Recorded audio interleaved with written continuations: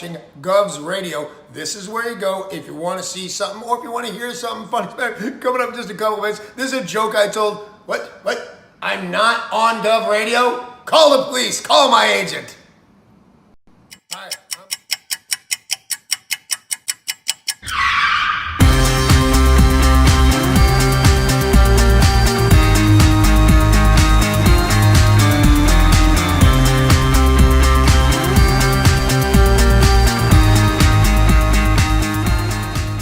Tony, welcome to Go. Hey, Joe, how are you? I gotta pat you down though, pal. Oh, yeah? Yeah. All right. Got anything on you? Anything I should know? I got nothing. Anything weird going on? What? Alright, you go in, Tony. Good. Thanks, Joe. Appreciate it. Thanks.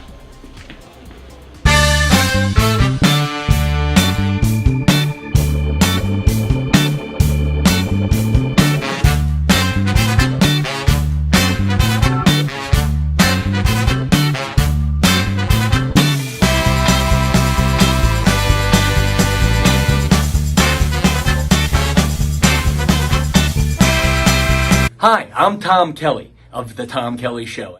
Yes, this is not the only time I've gotten on my knees in the back room of a comedy club.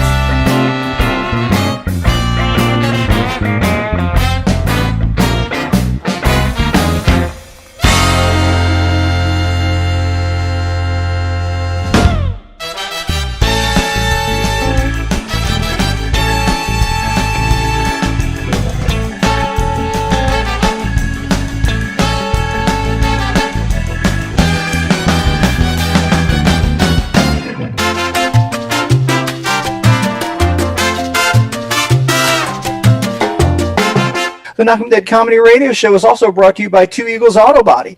For more than 25 years, Two Eagles Auto Body has been the leader in auto body repairs and customer satisfaction on Long Island. Two Eagles Auto Body handles every type of auto repair from custom applications and restorations to repairs involving insurance claims. Give Two Eagles Auto Body a call and please ask for John Rossi at 516-328-2527. That's 516-328-2527.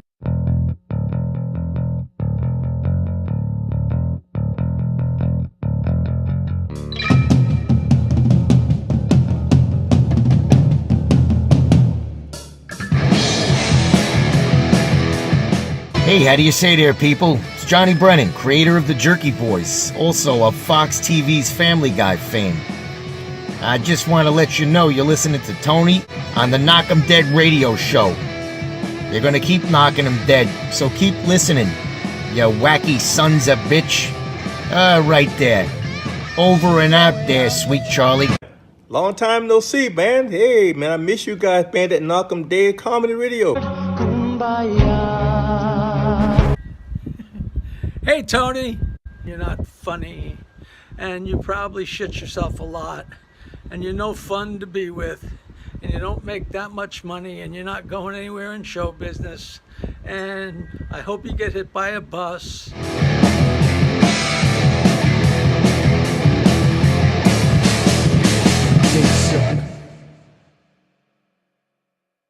Remember, because what you hears today, you got to tell the birthed tomorrow. I'm looking behind us now, across the count of time, down the long hall, into history back. I sees the end, what with a start. Christ! And somebody did come.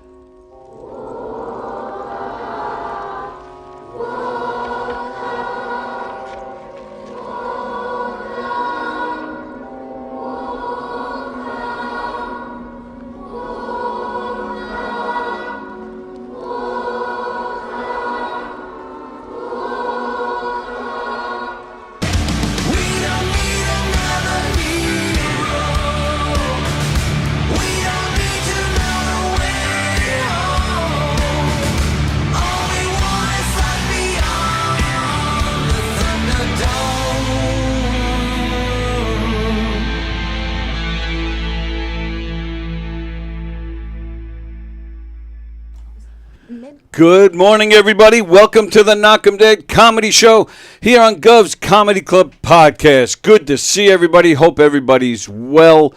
The Knockem Dead Comedy Show coming at you live from the legendary Governor's Comedy Club in Levittown, New York. And we're on Gov's Comedy Club Podcast, a Facebook page, a YouTube channel. If you're on the Facebook page, please follow it. If you're on the YouTube channel, please subscribe. Hit the thumbs up and share the links and do all that social media stuff that we appreciate. We definitely could use the support, ladies and gentlemen, that's for sure. If you're watching on the Facebook feed, that's great, and we appreciate it. But if you'd like to comment throughout the show like John Rusiello just did, good morning, John. If you'd like to comment and be a part of the show, because we read almost all the comments, well, then head on over to the YouTube feed, because that is where we monitor the comments. And again, please share the show and tell everybody you know about all the great shows here at Gov's Comedy Club Podcast. We have some great people here today, ladies and gentlemen. We have Valerie on the end over there. Hello. It would help if I turned your mic on. Hi, everybody. Valerie Stazzone. Stazzone. Okay. Our pal Greg Halverson is here. Hey. What was that? Was that a little Elvis? What was that? Oh, he's just barking. Okay. All right, that's fine. And after a 2-week sabbatical, my Wednesday co-host has returned. Michael Kaplan is here, ladies and gentlemen. But, before we talk to our lovely guests here, I do have a couple of bones to pick with you, my friend. You've been gone for 2 weeks. Yeah. The first week because you were on vacation. You were on vacation. You went to Florida to visit our pal John Rusiello, who's watching right now. All right. 3 things with you. Now 3. 3. It was 1, then 2, and 3. He thought of another one. I did, actually. I did. I reminded myself of a third. While you're on vacation, visiting John Rusiello, John Rusiello continued to watch this show, unlike you. Oh, boy. You sat on the beach with your lovely better half, which honestly I can understand. But my second thing, you did not share any shrimp with anybody. The Rusiellos, those lovely people, they had a big bowl of shrimp. You ate them all. Shame on you. No, I did not eat them all. John Rusiello, John is a liar. He's a liar. Yes. Those are big words after he just opens up his house to you. I left 3. How many were on the plate? A pound. Wow. So you ate 3 shrimp shy of a pound. Yes. So that left 1 for John, 1 for Trish, and 1 for John's lovely wife. Yes. You basically ate the whole thing. You left them 1 each. Yeah. Who eats 1 shrimp? Anybody eat just 1? I don't eat any seafood. Can't. Okay, well, all right. You can't, though, right, Valerie? Valerie's backing me up. I appreciate that. You left. What'd you do? Just what were you like? I was hungry. Well, thank God for that. I know. Well, that settles that. And then the third thing, you come back from vacation, and you didn't come in last week. Well, you did offer me. I did. I said, if you don't want to come in, you don't have to. Yes, and I was not feeling well last week. Oh, all right. That I didn't know. Too much shrimp? Yes. That's right. That's what happens. Too much shrimp, yeah. Too much shrimp causes an ear infection. I think I had. Yes, it does. Did you know that? It's a scientific fact. I believe it. Is that why you're out? Is that what happened? You had the ear infection last week? I did have an ear infection. I don't have that random knowledge, but he needed a vacation from his vacation. We all been there. Why are you defending him? I don't know. I just feel like everybody was ganging up on No, him. because I think she sees value, high quality people. Right. So why is she defending you? There you go. And here comes the daily phone call. He's going to yell at you for calling him a liar. I'm telling you that right now. Go get him. Go get him. First of all, good morning, everybody. Good morning, sir. Good morning. Second of all, he just called me a liar. It was 1.5 pounds of shrimp. It's true. He did leave 3, but he neglected to tell you, the fat bastard that he is. He after that, I barbecued, and he had a 14-ounce rib steak. No, that was the night before. On top of that. Mike says that was the night before. That was the night before. No. In fact, it wasn't the night before because he looked. He as he's eating the shrimp, he looked at the butcher paper and he said, "Wow, you spent so much money on these steaks." I said, "Well, Mike, you're my friend. The only thing I have to say about Michael is my dear departed mother used to say, "I'd rather clothe you than feed you." All right, and that was an old Italian expression. You know, when you sat down to eat, you ate a lot. The Italian women would say, "I'd rather clothe you than feed you." Mike they should have July 4th. They have the hot dog eating contest.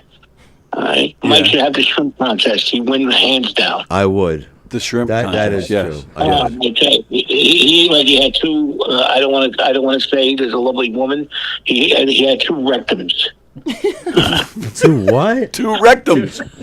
I don't understand. He had two rectums. You ate like you have two rectums. Oh, that my makes sense. God. So what I'm taking from this is that, first off, this vacation was just 2 weeks ago, and already you guys are arguing over what happened one night. So both of you are so old you can't remember. The second thing I'm taking out of this is that you want to, you have this weird fetish that you want to dress Mike up, and I'm a little freaked out right now. No. Well, somebody should dress Mike up. Look what he wears. I mean, how he comes to your show. All right. I mean, Jesus Who am I to Christ. talk?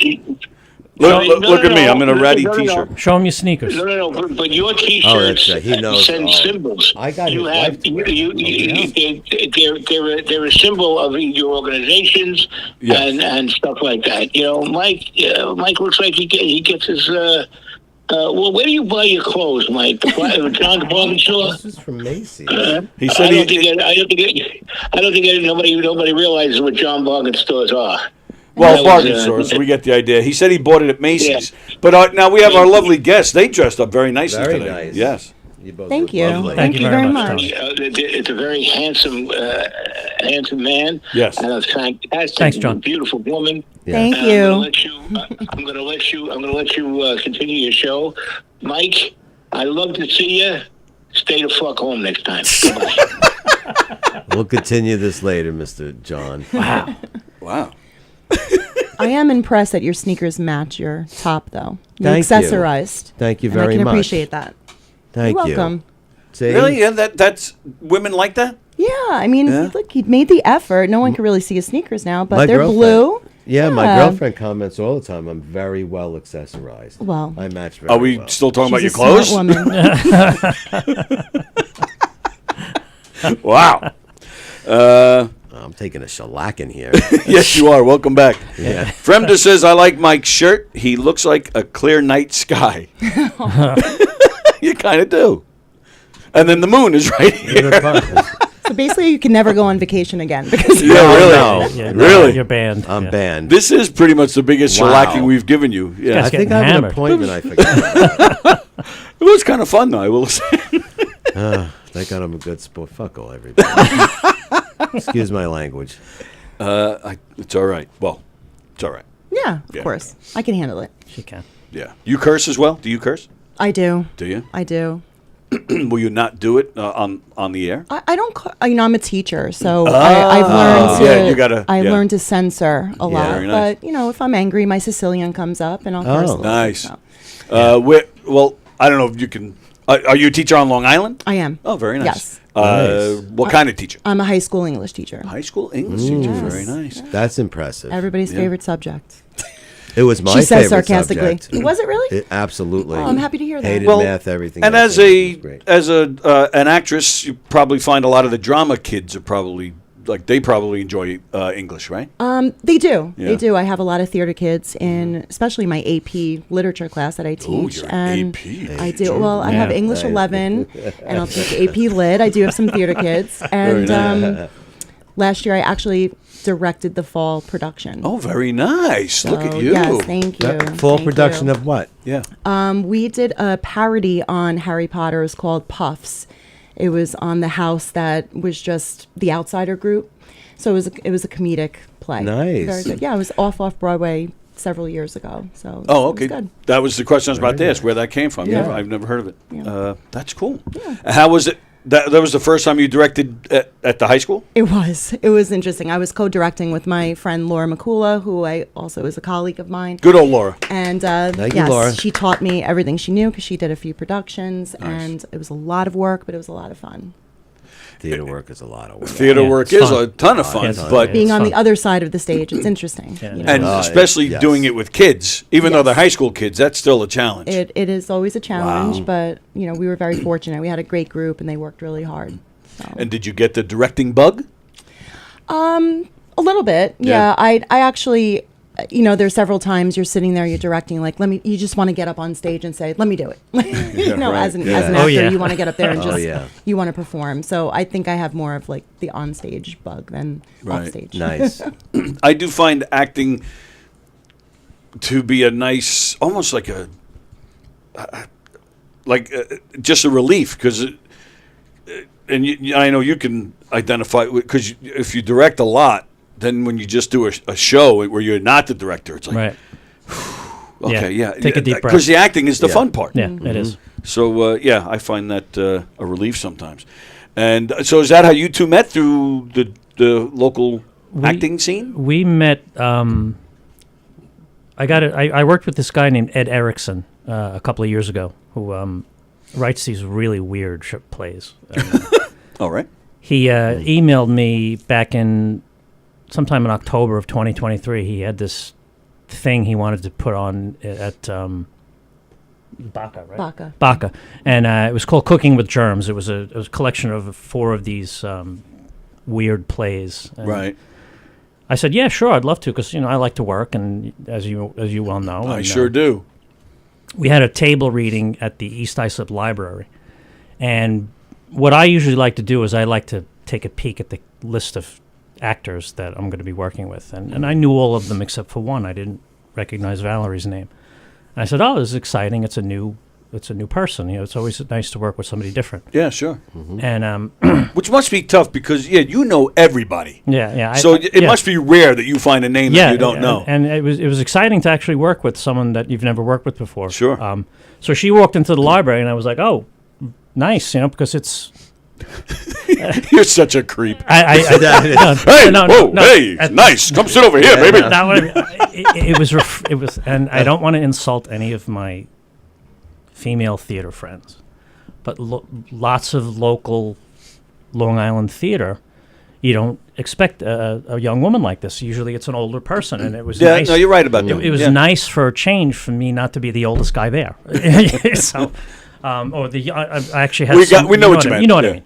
So we did this table reading, and Valerie had this short thing that she was doing, and it was one of the silliest things I've ever heard in my life.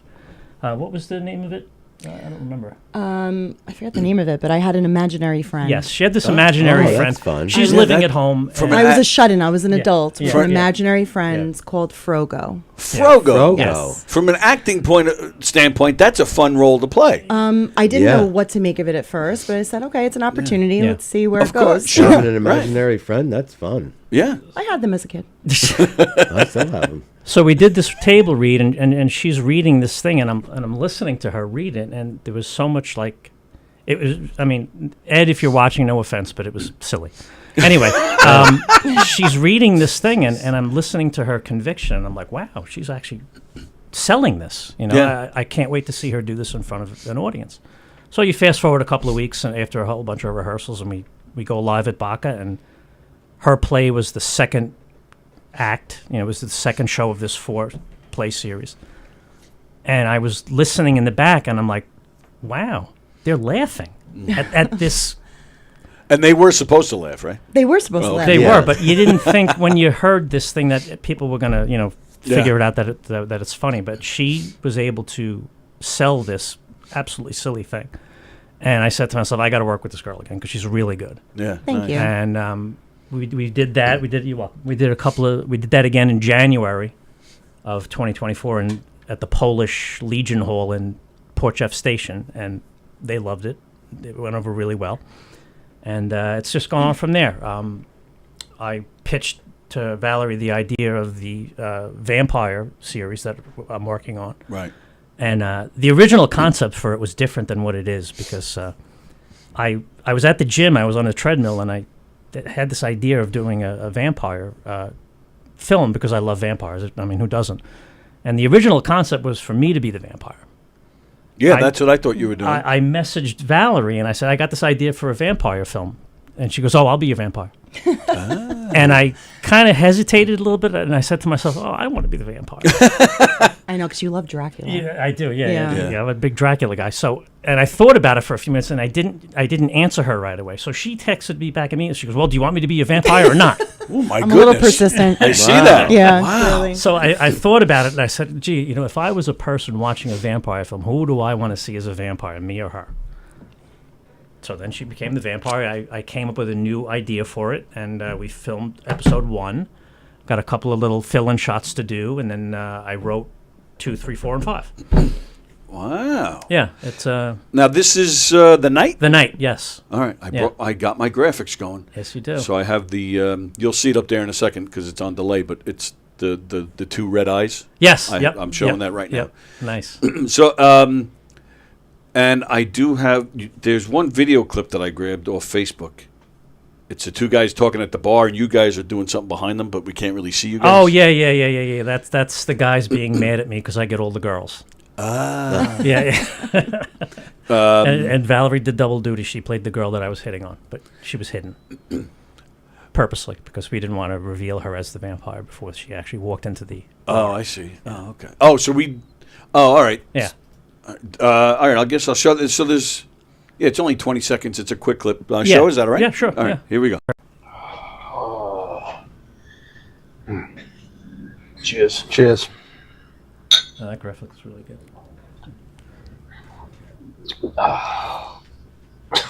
Damn, how does he get all the girls? Well, look at him for one thing. And maybe because he's sober and he can put 2 words together. Fuck him.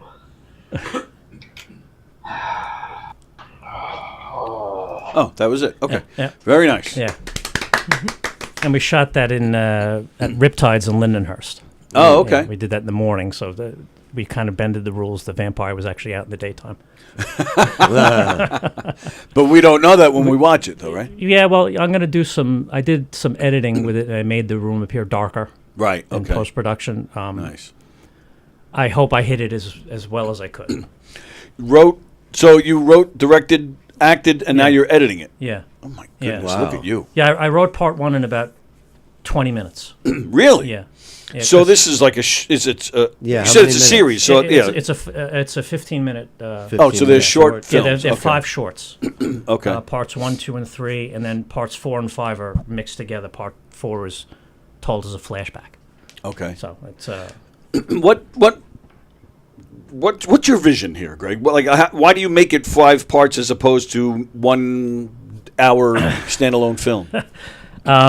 My mindset is that I'm not a good enough writer to write a full-length film. Oh, so all 5 aren't written out already. You're still. I wrote them all. Okay. I mean, you know what I did was I was sitting at work one day doing nothing, and, and I printed everything up, and I kind of melded it together into one full script. Okay. And it actually flows pretty well, but I just don't feel like I have the writing ability to write a real full-length film, unlike this young lady sitting next to me. She's a tremendous writer. Oh, no kidding. Yeah, Thank you. Yeah. Thank you. Well, I think that from what I see is that you write from a lot of a director's standpoint, which is interesting. So he'll come up with these ideas so quick, and I admire the fact that he just gets them down on paper because thank you so much for saying I'm a good writer. Oh, no problem. I can sit there with a blank piece of paper and have ideas and be like, no, that's not good enough. No, and he'll have an idea and just write it down. But I can see that he has a vision of how he wants to film it. Yeah. When he's writing. Yep. When you're writing it. Yeah. Oh, wow. Yeah, that's what I see. Yeah, and she's right. I have the vision in my head, and then I play the vision in my head, and then I write it down. Oh, wow. Yeah, which is like a different approach. Yeah, it's a different approach where she just very cerebrally writes these lines that just completely jump off the page, and you can feel the emotion in it. She's got something that we're going to start filming in August. Oh, tell cool. them about Crossover. Yeah, so I finished my my first short film.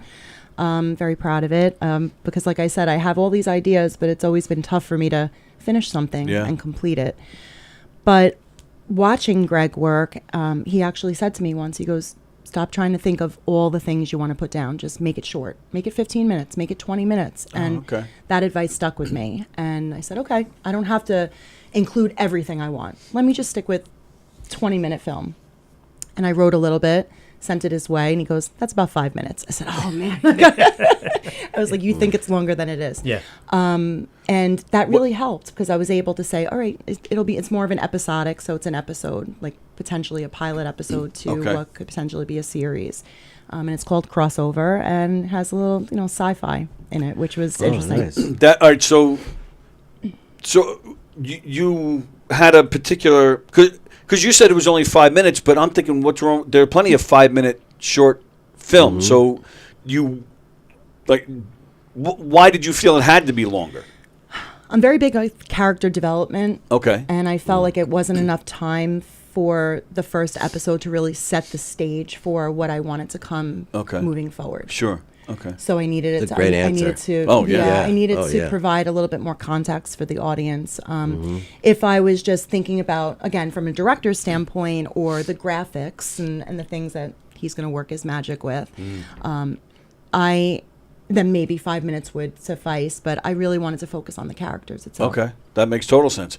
And you said it's called Crossover, right? Crossover. And this has to do with the passing of your father, correct? Yes. Really? I lost my father almost 3 years ago at this point. It's crazy. It feels Time like flies. yesterday, but Yeah. then it's 3 years. And I wanted to write something just to kind of memorialize him and as a therapeutic way, because writing's very therapeutic to me. Sure. But I didn't want to just write the story. I feel like this has been done. That's been my thing. Like, what am I going to write that's just different? Right. So I had the idea of alternate universes and a parallel universe where it opens with his death and at the funeral, and it sets up that context and who he was. So we don't see him in the beginning portion of it. I'm a news reporter. I'm a journalist in this film, so I'm not a teacher. I made up, but I have two sisters. I kind of was inspired by real life people in my life. And I go back to work after bereavement, and my boss sends me up to this research lab. He thinks there's a story up there, and I think it's a bogus assignment. I think he's going easy on me because I'm back from bereavement. Okay. And I get up there and I interview the scientists, and there's definitely some cover up and some real shady business happening up there. They dabble in fringe science. I think it's pseudoscience. It's ridiculous. And some kind of anomaly happens up there, and I get thrown into the alternate universe, and things are similar but different. And in that universe, my dad's alive. My parents are divorced, which they were not. They were married 46 years. Oh, very nice. And things are a little different. So I try to kind of grapple with what's going on there and try to get home. But that's cool. You get more time with him, basically. Yes. Yeah. That's cool. Wow. That's it's definitely not the same, but it reminds me of what was that movie with Jodie Foster where she's a scientist and she goes into some other realm and sees her father. Contact. Yeah, okay. Yeah, Never saw that. Contact. Yeah. Oh, great Never saw movie. that. Great movie. Yeah, she's good.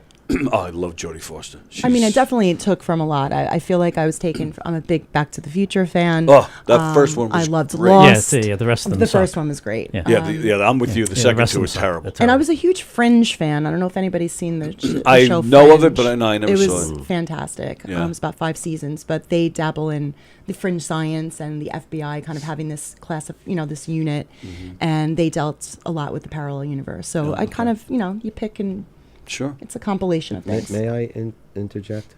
Isn't that why you're here? I just want to interject. No, I just want to touch on the point about losing your father. I lost my father about 3 years ago. I'm sorry to hear that. Thank you. Yeah. Same to Same you. here. And I think I told you the story. About your father dying? Yes. The project that I was...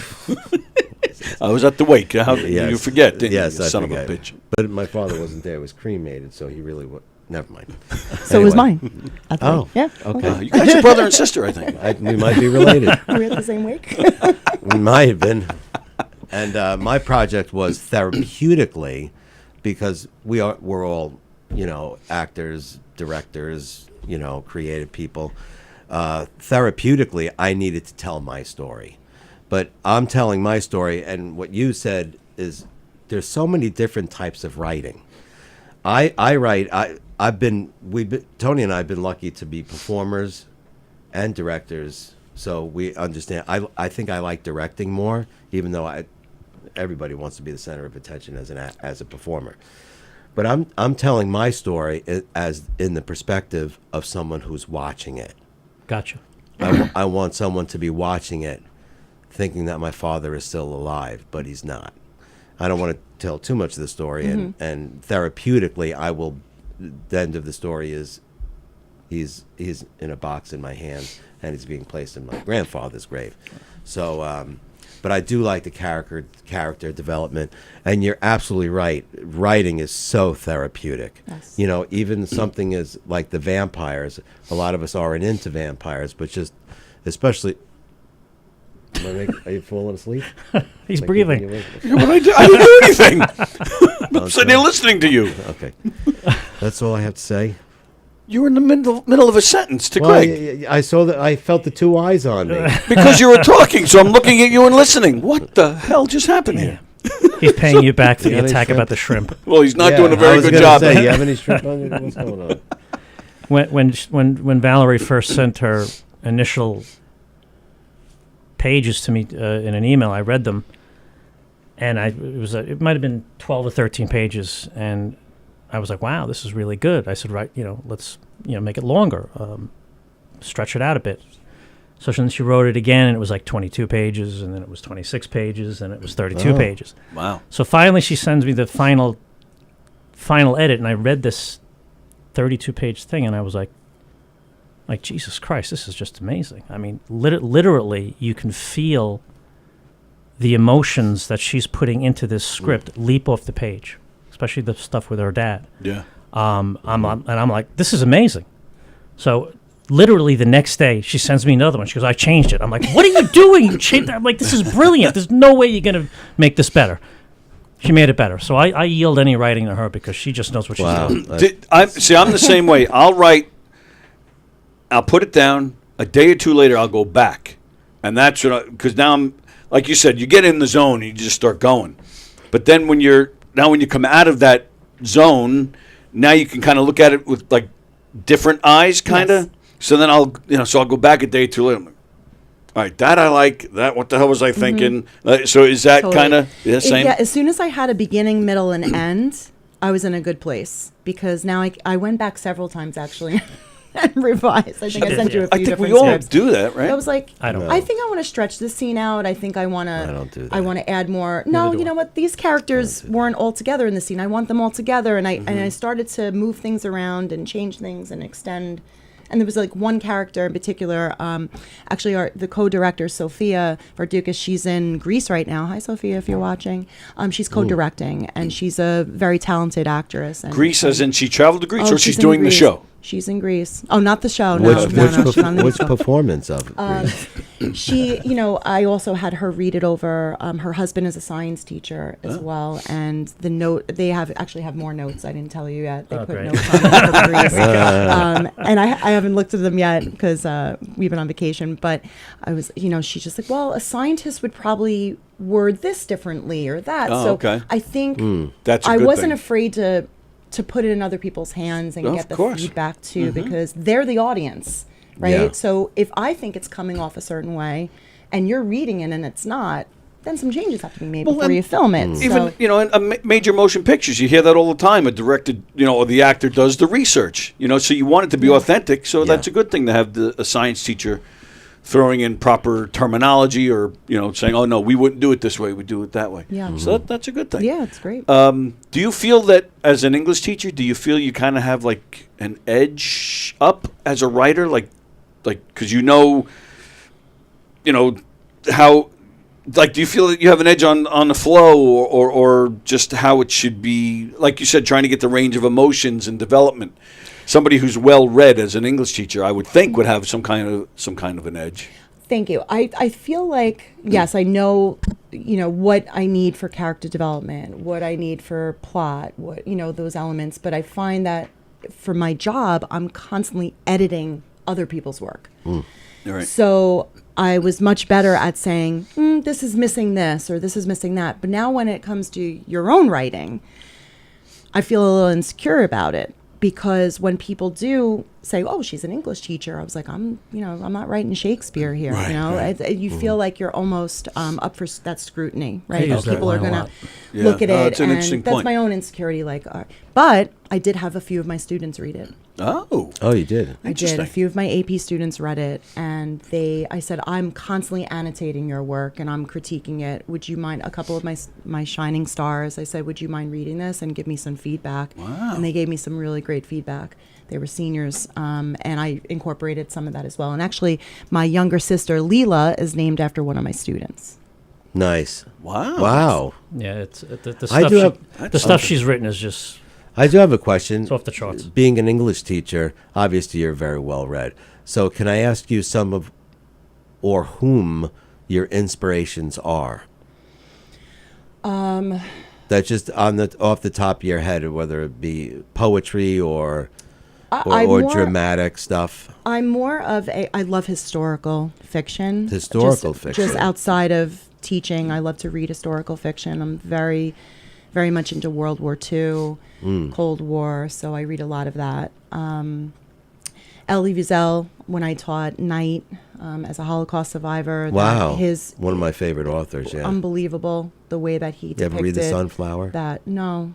Yeah, that's beautiful. My favorite book from him. Tennessee Williams, A Streetcar Named Wow. Desire. Okay. When I teach that every year, I just find something new. And even in his stage directions, it's just beautifully written. And there's a great documentary on Tennessee Williams called A Wounded Genius. And just how his life was really, really tough, but how really intelligent he was. So he's been an inspiration as well. But yeah, just I love reading historical fiction. And it tends to be my favorite. Thank you. She likes Star Wars too. So I love Star Wars. Nice. I'm a No, huge Star no, Wars no fan. Lord of the Rings fans here? I like Lord of the Rings. Not my Really? thing. Wow, I'm the only one. Glass Menagerie. Glass Menagerie. Well, you that. really glossed over the Lord of the Rings. Well, I did was you going know- back to it. Did you know that when his sister died, Tennessee Williams' sister died, on his grave there's a quote from Glass Menagerie. Oh, on her really? grave. Because it was inspired by, she had a mental illness, she was she had a lobotomy, and I forget the exact quote, but he actually wrote it on the gravesite from Glass Menagerie. So that show is kind of a little autobiographical? Yes. I had no idea. Neither I don't know did any of the I. backstory. I just loved the show. Yeah. Wow. Definitely is based on his parents' relationship, and he had a very tumultuous relationship with his Right. With his Well, father. just like the main guy in the play. Yes. Yeah. Wow. Wow. I had no idea. Yeah. What was it that I didn't mean to gloss over it. What No, was that's all right. I'm just a Lord of the Rings nerd. That's all. it? No, yeah, I'm. That's a great story. Is Because it? J.R. Tolkien, I mean, one man that developed his own language, his own universe. I thought it was amazing. I say that when I talk about Tolkien. Also, he studied language, and Yeah. not only did he develop the plot, he developed maps, languages, different species. Basically, a whole different species. Yeah. He knows the etymology of words, and he's a linguist. Yes. So that is just incredible. He didn't just write those stories; he created everything else. Yeah. Wow. I had no Good idea. on you. You mentioned Star Wars. Yeah. Yeah. She's into that. I mean, come on. Anybody watching The Acolyte? I haven't watched it yet. Don't waste your time. No, I it's watched not the good. first 2 episodes, and I'm like, you got to be kidding. Yeah, me. it's terrible. I really wanted this to be disappointing good. Yeah. It's just In the commercial, the trailers, they had what's her name from what's the I'm having a brain fart. yeah. The thing what Who? Ray. no. What's the famous Keanu Reeves trilogy? The Matrix. The Matrix. Who's the girl Matrix. from that? Oh yeah, she was in like Trinity. Yeah, she right. She I don't was, know her real name. She was in like the first episode for like 45 seconds. Well, right, that's what I'm saying. They make it. Like the she's in trailers it. made it Yeah, look like she's the main character. She's in it for 45 seconds. Which I was and- excited about Yeah. because I think she's Carrie Ann gorgeous. Moss. Carrie Ann Moss, Yeah, yeah. thank you. That's Yeah. her name. Like 45 seconds, and it's great actress, and gorgeous. And I was like, oh, this will be fun to watch. She's in. Yeah, the scene she's in is great, but Yeah, but that's it. It's the opening scene, then Yeah. she's gone, and then she comes back for another 5 seconds in another episode. I'm like, but it's the acting is bad. It's predictable. I don't like the way it's filmed. It looks dark and grainy. Yes. I mean, come on, this is the 21st century. It's make it look good, please. It's just not interesting in the least. I was very disappointed with it. No, Disney they. Disney ruined it. Season 1 of The Mandalorian was great. Season 2 was yeah. okay. Season 3 was a disaster. Yes. I love the first season of Mandalorian. Boba Fett was terrible. I mean, do we really need a series about Boba Fett? He was in 2 Star Wars films for about 35 seconds. Why do we need this, right? I mean, just come on. No, Well, you have the Clone Wars taps into him a little bit more. I mean, you have the stormtroopers that were. The Clone Wars was good. That's and true. The Bad Batch I thought was fantastic. Bad Batch.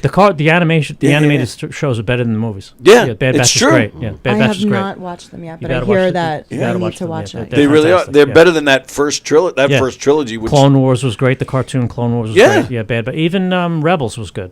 I like that. I mean, a little childish, but it was good. yeah, I'm a little back and forth with Rebels, but I hear you. Yeah. Star Wars is very interesting to me. More of it sucks than is good. Yeah. But most, I think it's safe to say, most people are really into it and love it. But really, if you look at it, if you go movie by movie, series by series, most of it sucks. Yeah. That first trilogy sucked. That last trilogy sucked. The Rogue One was great. was fantastic. That's Great my film. favorite Great offshoot. film. Is that with Pedro Pascal? Great film. No, that's the Mandalorian. Mandalorian. Yeah. Pedro. Rogue One was I like excellent. it. Rogue One is I think it's fantastic. a really good. Yeah, I love Rogue One. I loved Force Awakens. I thought that was really good. I mean, it was a retelling of New Hope, but who cares? It was done Yeah, really well. I'm with you. I liked the cast. Yeah, Rogue One was just tremendous. Yeah. Yeah. So, do you think Disney's going to ruin the Marvel? Do you watch the Marvel stuff or not? I do. yeah. Yeah, they've ruined it already. Yeah. Oh, really? They did? Really? You think so? Terrible. I don't know. Wow. So if I agree I on know that. I got high hopes for Daredevil. She-Hulk. I mean, come on. She-Hulk was awful. She-Hulk. What the hell? My son, who's a superhero fanatic. In fact, he's doing a podcast in here about superheroes now. He loved it. He loves She-Hulk. Really? And I'm like, what the hell are you? Honestly, Tony, I think the smacked whole superhero genre should be put away for about 10 years because I think enough is enough. It has gone She-Hulk, pretty far out this, there. that, stop her. And then they're making the new Superman with James Gunn. I mean, I've Right. seen some screenshots of this new Superman. It looks absolutely ridiculous, but hopefully it's good because I love Superman. What do you find? Why do you say it's ridiculous? What? They changed the logo. See, I don't like that. I mean, it's like changing the Yankees logo, and I hate the Yankees, but you Be careful. Ah, see that? Yeah, Yankees. You don't change Superman's Greg. logo. You know, I mean, It's like covering. It's like a band covering Stairway. You just don't do it. You know, There's I mean, also come some on. things you shouldn't remake. Yeah, I agree. Right, that's what I'm saying. Yeah. Like Stairway. What? What's you with don't the face? you don't remake Gone with the like Wind. that. You don't remake Right. King Kong. The Godfather. You right. don't remake You The don't Godfather. remake Footloose. Oh, that's That bothered funny. me too. No. Back to the Future, the musical. Yeah, come Come on, on. I know. stop already. I didn't see it yet. Yeah, don't. My I sister didn't saw see it. this, She but- said, you know, if you're going to go see that, it's really not for the musical score or the plot. You know, the plot. It's really It's not just gonna move the you. graphics. I mean, people are going if they want to see what they're doing on stage. But I really Yeah, all right, don't I can see that because I'm sure it's pretty amazing what they can do on stage. You're going to laugh at me, but I took my daughter. I don't know, it's probably like 10 years ago, whenever it was. I took her to see SpongeBob on Broadway. I couldn't believe. SpongeBob was on Broadway. Yeah. Was it great? I couldn't, because that's the thing. Like Back to the Future, to see what they're probably doing on stage with the car and the effects of going from one time frame to another.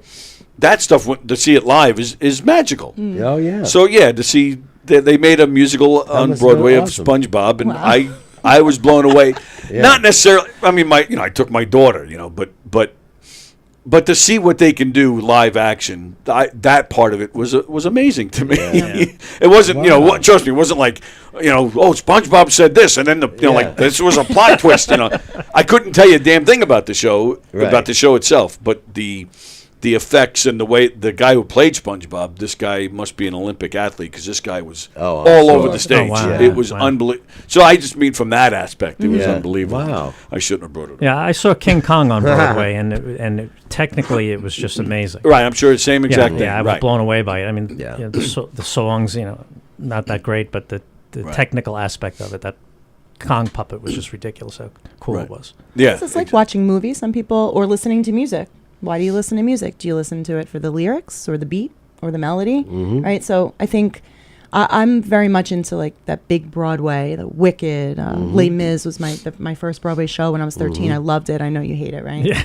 But it's my so favorite good. too. It's my so good. ultimate, my top. So I'm number very, one very Broadway choosy show. with what I want to see. So seeing Les Mis, that's when you got the acting bug? I got it. I have to give credit to my uncle Jimmy, who I hope is watching. He is my mom's brother, but we were very close in age growing up. He's only 5 years older than you. He's only 5 years older than me. So he would write a lot of screenplays. We would go down to Bayville Boardwalk. We'd film. He taught me how to dance. He was in some plays, and I went to go watch him. So I just always loved theater from a He did play, like he's a professional or local? No, just local. Oh, okay. Just local. Nice. Some of my family members have done local community theater. Oh, very nice. Yeah, I guess we have a bug, a family bug. Yeah, that's a good cool. thing. Incredible. Yeah, it's a lot of fun. And so crossover. This is the first film that you're making, of Yes. yours. Yes. Is this the first thing you've written? It can't be. First thing I've completed. Oh, okay. Oh, that's right. I'm sorry. You said that before. Yeah, I've dabbled in things. Right. I've attempted to write screenplays. I've attempted to write novels. I was like, maybe I should write short stories. I don't know. I was all over the place, but this is the very first thing I finished. So. Oh, very nice. And beautiful. You finish it, and you're making it a film because this guy over here is involved, or? Well, like I said, our co-director Sophia is an acting buddy of mine as well, and she is into directing as well. She's also starring in the film, and Greg. And yeah, just looking at everything that he was doing just with his Android. He's an Android guy. I'm gonna get to that, by the way. But just iPhone seeing snob. what is possible, and being in the night and filming that, I was just so inspired. I'm like, I got to put this. Like, I gotta do something with this. Is the whole thing cast? The whole thing's cast. Who's playing your father? So Chris Cardona, who's also my acting coach, who knows a lot about, I've told him stories about my dad. Is he an acting coach out east somewhere? He's in Levittown, the Actors all right, Workshop. never mind. I've definitely heard the name. That was the hardest one to cast. That's why I was asking. Yeah. That must be a lot of So pressure on that poor bastard. Yeah. But I knew he could handle it, but he's going to be playing my father. That's So going to be I'm a heavy very happy role. with that. Yeah, sure. I don't know if he'll appreciate you talking about his weight like that, but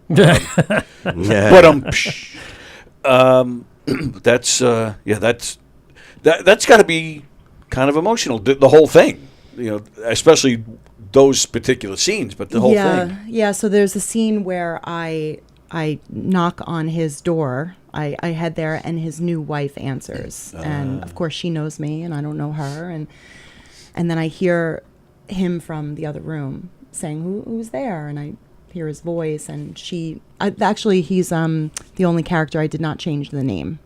So my father's name was Frank. It's Frank in the film. And then he comes into camera view, and I see him, and that moment I think is going to be Yeah, you're going to have a rough pretty time crazy. with that. Yeah, sure. It'll be a closed set that day. Yeah, I said I don't know how we're going to have to only do that scene that day, or I don't know what's she'll gonna... be wiped out after Yeah. that one. Yeah, right. That's going to be rough for her. It really is. Wow. And you'll sleep like a baby, though, that night. Yeah, I hope so. All right, let me see. Let me read some comments. I haven't read comments in a bit. Let's see. Fremder, I would have never passed English if it wasn't for all those silent letters that you don't say that make up a word I'll never use. Oh, criticizing the English language. Carol's watching down there in Texas. Carol, Hi, Carol. yeah, hello. Carol, have you been enjoying the All-Star festivities down there? You guys go to anything? You enjoyed they all the played stuff? last night, didn't they? I didn't even. Yeah. Oh, yeah? Yeah. American League won. Yeah. Well. Oh, did they? Yeah. Now, what do they get now? Do they get like home field advantage or? Correct. whatever? Whoever makes the World World Series, Series gets the home field advantage. Yeah. Oh, boy. I do miss the days where it just didn't mean anything. Exactly. Yeah. When it was actually just fun. Yeah. Yeah. I mean, they still seem to enjoy it, but what killed me this year? Look it up when you have a chance. The uniforms. Terrible. They they're were terrible. disgusting. They look just like awful. they look like Crayola crayons. Yeah, Yeah, it's they awful. did. Yeah. It was. Yeah, I don't know what that was. Yeah, no, And then the We talked about it and had a good laugh yesterday on the show, but I have no problem bringing this up again. That the home run derby with the girl who sang the national anthem. She was drunk. God, yeah, she's now. Yeah, she's went into rehab. She went into rehab. Yeah. Wow. Personally, I'm thinking it's a promotional. I think it's a promo stint. Yeah, but you got to watch that. On Oh, YouTube. it is hilarious. It's absolutely horrible. I can't just thinking about it. I'm ready to just burst out laughing. Sinead O'Connor's been reprieved. Yeah. Yeah, just terrible. Well, it's different. Well, I was going to say it's different because this girl didn't do it on purpose. But, I don't know. But if you're drinking, you kind of, I don't know. But, yeah, I loved it. Who's she from, though? She's a country famous? singer. Grammy nominated. A Grammy nominated. Shows I had never heard of it. Tells you about the Grammys. So. Ingrid something? Yeah. Just terrible. Terrible. She's a country star. I believe so. Yeah, it's just sad that talk about a meltdown. Oh my God. Wow. Oh yeah, it's something. Have you heard it? No. Oh yeah. Just YouTube it. Should I play it? It's just. So I played it yesterday. It's so bad. See, I could do this all day. I love this. I love this stuff. Let's see. All right. Slow-moving train wreck. National anthem home run derby. Worse than the Haktua girl? Oh, God. Oh, yeah. By far. That was ridiculous, then. All right, let's see. Let's try this. Oh, yeah. All right, hang on. Did she forget the words? Well, again, she was drunk. Yeah, so I'll tell you that. Yeah. Wow. I got to plug this in. I know Tani hit a home run that's still going. Apparently, yes, he hit a monster shot. Hit a bomb. Yeah, yeah. That guy's a freak. Who did he hit it? He is a freak. Did you know who he hit it off of? No, I don't. I want to say the guy from Pittsburgh, but I don't know if that's right. Oh. Yeah. What's his name? Skeeves or something? Yeah, Skeeves. It is something like that. Sheaves. Yeah. Sheaves. Yeah. Good pitcher. Yeah, great pitcher. I think it might have been off him. I'm not positive. Broad stripes and bright stars through the perilous fight. It's so bad. O'er the ramparts we watched were so gallantly streamed. Wow. Screwing up the national anthem has ended musical careers. Oh yeah. Oh yeah. Oh my God.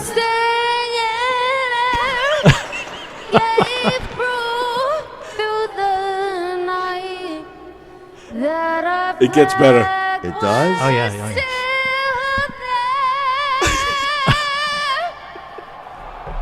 Wow. Listen to that crowd. It looks like she's going to faint.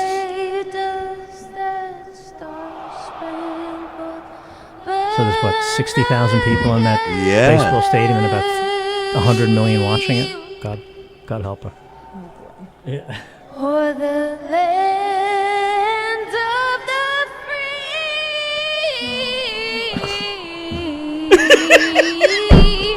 Is it a raccoon dying? Oh, goodness. Oh my God. Oh, I love it. I think 3 people applauded. I love it. Seriously, she's in rehab right now? Well, she claims that she's checking into She put out a statement she put out a yesterday statement. saying, I will not lie to you. I will not I was drunk. dress this up. Right. I was drunk and I'm going to check into rehab. Yeah, Wow. that's what the Too much. That's too much. Let me read some more comments, see what we got going on. Let's see. I had to see the doc because I hurt my flux capacitor zipping up my McFly at 88 miles an hour. I knew one of those was Who said that? That's a good one. Andrew Fremder. Good job, Andrew. The most memorable role I've ever had was the one where I played a terrible actor. All right. Okay. That's pretty good. He also Fremder wants to know, how many shrimp exactly did you have? Because your head looks a little pink. Aw. Yeah, thank you. You're getting hammered today, dude. I feel bad for you. Really, Thank God really I do. have strong shoulders, but I have a good sense of humor. I love Shakespeare. I do it every morning. Huh? Carrie Ann Moss was so hot in The Mattress. Maybe Huey Lewis wouldn't be hard of hearing if he went back in time. But I love the Back to the Future joke. Wow. All right, John Rusciello. They should never had her perform. I'm sure they knew she was drunk. To me, they disrespected our country. Yeah, that's true. Yeah, you think that whoever was in charge... There are handlers that bring you onto the field. They should have recognized her condition. Yeah? Yeah, all right. But they're not... What happened to your garage sale canister? I forgot it. Okay. The end of that conversation. Plain and simple, I forgot it. But these handlers, they're not decision makers.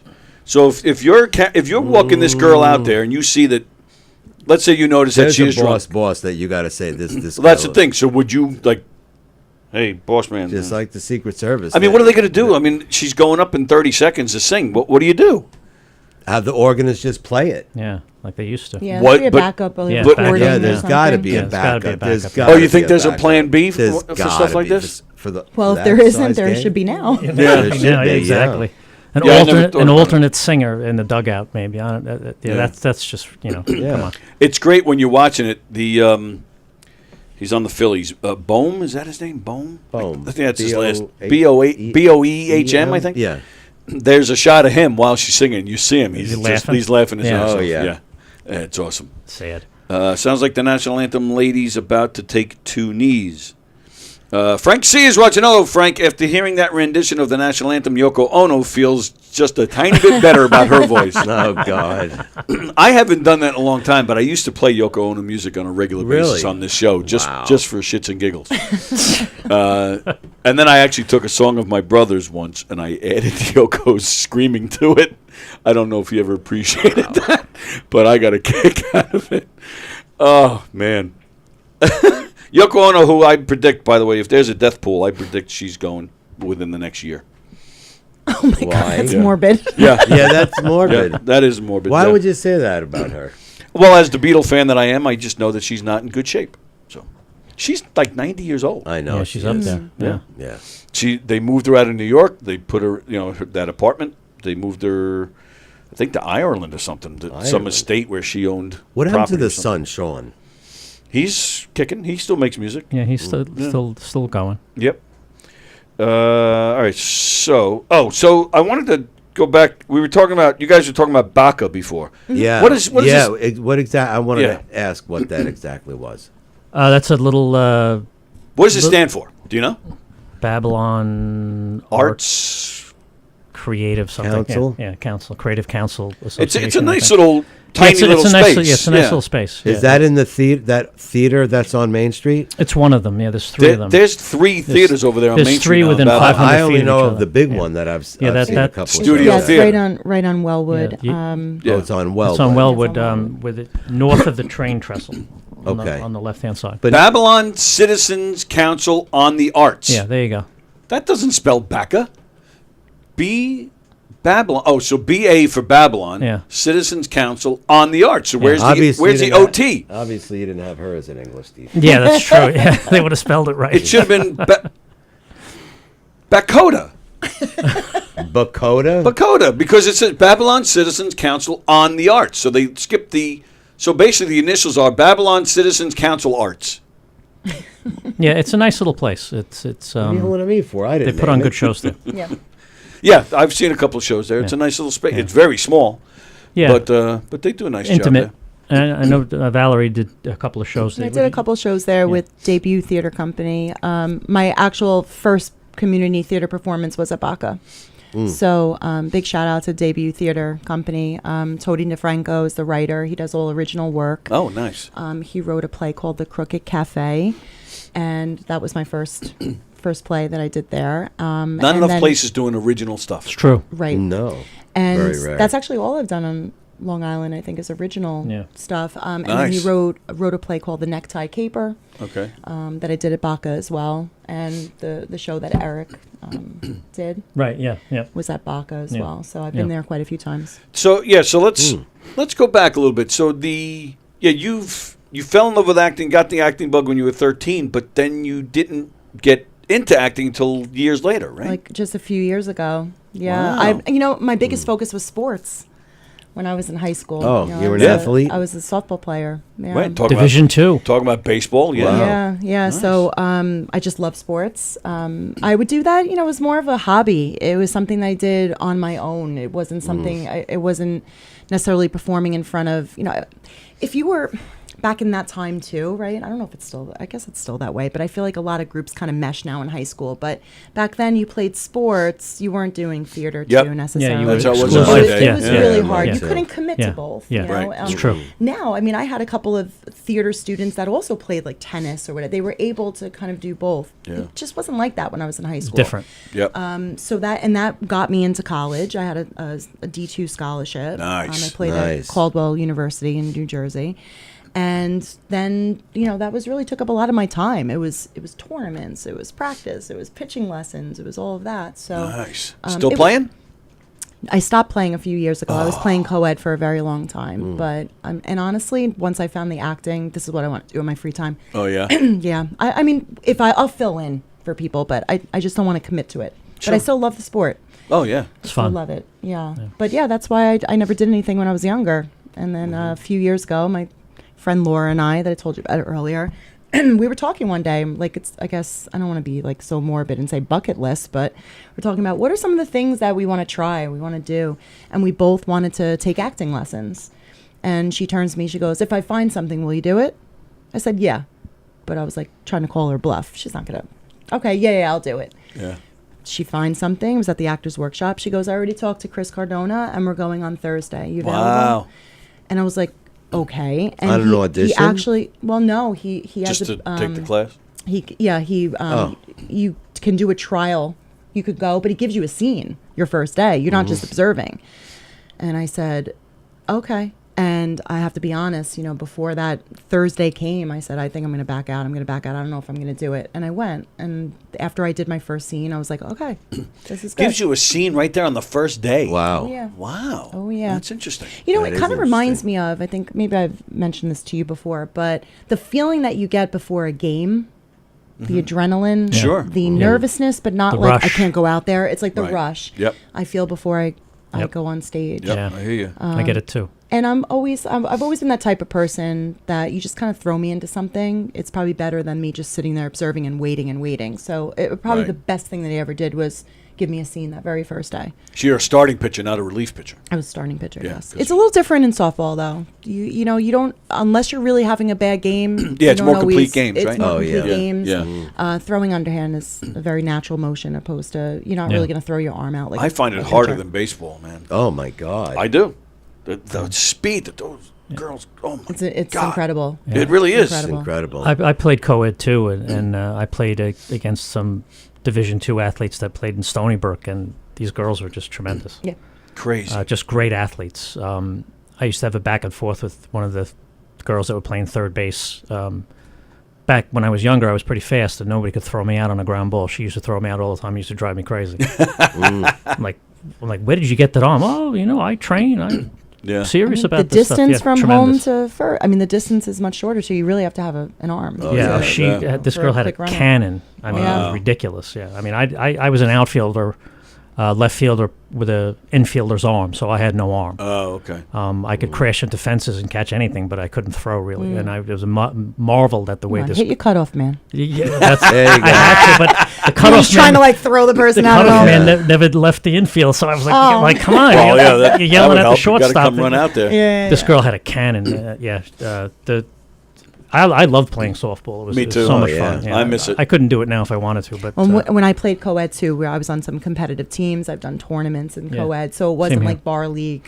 yeah, it wasn't like tournaments. a We beer were- thing. It yeah. was Wow. you're It into was- it. we were Yeah, good. you want to and, win. And again, your co-ed team is only as good as your girls. It's true. To be honest, Yeah. No, you're right. There's Totally a lot right. of rules. You have to do guy, girl. yep. You have to have a certain amount of girls on the field. You have to strategically place them. And Yeah. I'll be honest, you can't just stick your worst player in right field Nope. because you have people that'll hit the opposite direction. So Right, you really right. have to be very mindful. Yeah, you have to have good girls to play. Yeah. Yeah. Yeah, and most men's softball leagues, right? The worst guy As is a the right fielder, yeah, because Yeah. they never hit it out there. But Yep.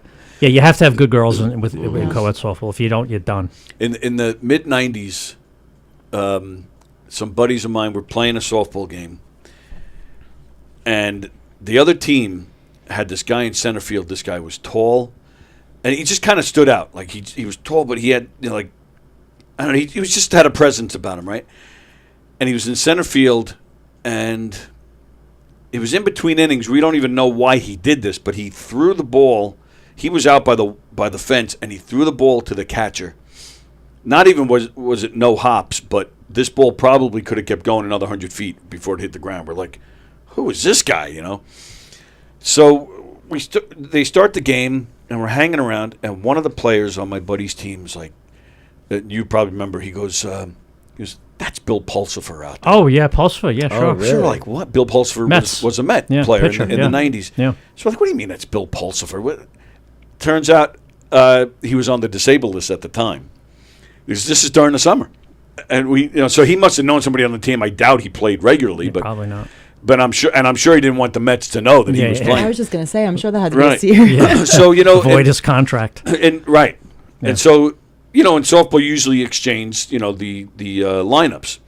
So we look at their lineup. Sure enough, the guy's name, he was down as Bill Shea. Shea Stadium. Shea Stadium. So at that point, we're like, oh, that's definitely him. Wow. And we were cool about it. We never said a word to anybody, but we couldn't believe it. It's like, that's freaking Pulsifer out there. Yeah. I have to be honest. I stopped playing too because it started to become not only competitive but not fun because. And I have to say, like, a lot of the men that you play with sometimes, not necessarily my team, but the opposing teams, it's like they're living out their glory days. Oh, yes. Or they never played baseball before. Yep. But, there's some people using, like, shaved bats, illegal bats. Right. And they're like weapons. Yeah. And Yes. it's just the fights breaking out. And I said, this is, Who needs it? Yeah, I experienced that, too. It was just... It's not fun after that. And it wasn't fun. So that really was what took me out of it. I probably still would be playing if it wasn't for that. There's a nice female league in Rockville Center, but it's a little far from me. I'm Mountain Bayshore. That was a little nicer because they have a certain ball that they use. They have regular bats. And I was able to go back to infield. I was an infielder and a pitcher. Mm-hmm. But co-ed, I was playing left field. I was out in the outfield. I did not want to stand on third base or shortstop with some of these bats that they were using. So Just takes the fun out of it. It is a shame, too. So I think we've all experienced that. And the same thing, in Little League, it's the worst. It's the worst the way how seriously these parents take they're movies. animals. Yeah. It really it's disgusting. Yep. I have a daughter who's autistic, and I coach. She plays in a special needs softball league. That's just the way it should be done. Everybody's having fun. Mm-hmm. Players on both teams are supporting each other, and kid gets a hit. The kid who's playing first base will go over and hug the other kid. It's just there's no political bullshit involved. That is nice. That's the way it should be. Exactly the way it should be. It's just a lot of fun. I feel bad. My dad had to go through a lot. I didn't realize what he had to deal with the board with Little League. Right. And, Yes. and the draft and who didn't Draft want a is the blind worst. draft, who wanted to stack their teams. Yeah. and Exactly. Unbelievable. My dad is used to be the disgusting. parent that would be at the opposite side of where everybody else was standing. Yep. He would come to watch us play. He never missed a game, but he would be away from all the other parents. He just was there to watch us, and he didn't want to deal with the bullshit. Yep, I agree. I hear you. That's crazy. Let the kids play. It's like Bad Let News the kids Bears. play. Let them play. In the Astrodome. Yeah, right. Yeah, yep. All right, so, Mr. Halverson, sir. Yes. We did briefly talk about your phone. Yes. Right. And we actually talked about it briefly. I think it was the last time you were here. Right. And I'm showing a couple of photos now. When you're making your movies, you use your phone. Yep. And I see, and I'm showing these pictures because I just saw these within the past week for the first time. You have a stabilizer on your phone. You have a light above it. So explain some of that to me. Like, does it really? You mean you film with your phone? Yeah. He makes his movies with that phone. Edit it. Nice. Yeah. And did you say you edit? Edit on the phone too. You edit on the phone. Yeah. So that I couldn't do. Yeah. That's just an Android? Yeah, it's a Samsung S23 Ultra. Oh, and that's I right. have the I have the editing apps, and I just take out the S Pen Androids and are far more superior than absolutely. the iPhones, especially when it comes to When it comes to the filming and the picture, Yes. I mean, I've seen the pictures that he takes with this. Yeah. It's incredible. The camera system and the Androids are so simple to use. Everything's in there already. You don't have to download any apps. You can, of course. Yeah. I've got Filmic Pro on here. I just downloaded Blackmagic. They just released that for Android. I have MC Pro 24 and all these different camera apps, but you really don't need them. it's nice to have, but the native camera app on here has everything. It's pro mode, everything. And you we're can- talking film and still. Correct. Yes. Yeah. Film and still. Yeah. Wow. And, I love the films and I love the stills too. I go out all the time and I take I'm going to show some of those now. Pictures that are, Your sunset pictures blow me away, they man. just come out great, and you just have to. That one with the American flag. Oh yeah, I did that last night. Yeah. It's got to be enhanced though, so we Yeah. can see the flag. Yeah. More of the colors. But yeah. what a shot! Working man. on that one. Where did you take that one, Greg? That's at the Captree Overlook, Captree Boat Basin. There was one shot, and of course I thought I had it, and of course I don't see it now. Damn, I could have sworn I had it. Where you took a shot of the sky, and I think actually it might have been one of your bridge shots. Okay. But on the lower left-hand corner, there's a picnic table with some people. Yes. Yeah. Did these people? Were these people like, "What the? You taking my picture, fucker? What are you doing?" Yeah, they look at you, but they're afraid to say anything. Oh, is that right? Yeah. So. Hey, did you give them an eye? Like, no, I just go. I just go up You there. don't and see me. Most of those shots are taken with a monopod. Okay. Which is basically a walking stick that you can put a camera on the end of. So you put a clamp on it, and you put the phone on it, and you just go. Yeah. And it keeps it steady, and they look at you like, what the hell's this guy got in his hand? It's like 5 feet long. I also use that as a fake drone. Oh, okay. I have 2 of them, and I put them together, and I just lift the phone up, and it looks like a drone. Oh, or a okay. crane. I've seen some of your shots like that's that. That's the phone on a monopod. Wow. I don't have $5,000 to buy a drone, so I buy a $30 monopod and just connect them together. And that was actually my next question. Is this like the stabilizer? The stabilizer is a little pricey, right? The cage. The is that cage, what it's called? The cage? Yeah, it's a phone cage. I got it from Small Rig. Okay. It comes in a hard shell case, and it's got handles, the cage, whatever cables you need, C cables for Android or iPhone. It's got a light, a microphone, a dead cat, and it was $140 for the. It's got a mic too. Yeah, everything. It comes with everything. And you have, and it also has a small tripod that you can mount on a table. You have everything that you can use to do filming for $150. And is that your whole thing, or do you have a boom as well? I have all of them. I got a gimbal. I have 2 gimbals. I have 2 large tripods, 1 mini. That scene where you watched the guys at the bar, that was shot with this tripod about that big, with the phone just sitting on the bar. Wireless mics, lavalier mics. I have lights, but I really don't use the lights. I'm learning about lighting now. It's something that I never thought was really necessary, but it kind of is, because it really makes things look, and I hate to use the word, but cinematic. Yeah. So yeah, I'm learning even on a sunny day. Yeah, it still makes a difference. I tend to use the natural light, but you do need specific kind of light. So I do have some lights that I've never really used. Okay. Maybe I should, because I spent a little bit of money on them. But sure.